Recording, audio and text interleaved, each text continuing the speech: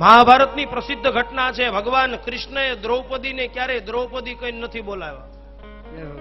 ભગવાન કૃષ્ણએ પોતાનું નામ દ્રૌપદીને આપેલું છે. કૃષ્ણા કહીને બોલાવતા એને.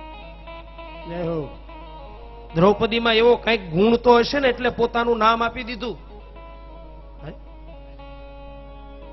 દ્રૌપદીમાં સૌથી મોટામાં મોટો ગુણ હતો ક્ષમાનો.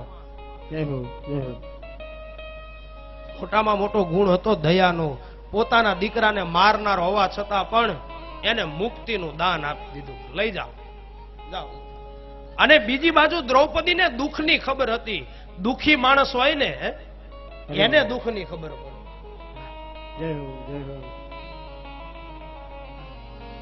માફ કરજો, ટીકાની વાત નથી. ઘરે બેડરૂમમાં એસી હોય, એસી માંથી બહાર નીકળી ગાડી એસી હોય, ત્યાંથી પોતાની ઓફિસમાં એસી હોય, અને એસી માં બેઠા બેઠા પછી એમ કે બહુ ગરમી પડે. એને ગરમીની ખબર ન પડે. ગરમીની ખબર પાડવા હાટું થઈને બપોરે 1:30 વાગ્યે ઉઘાડા પગે 1/2 કિલોમીટર ચાલવું જોઈએ ડામર રોડ ઉપર, તો ખબર પડે ગરમી કેવી. દુઃખ વગર વાતું થાય, અનુભૂતિ ન થાય. દ્રૌપદી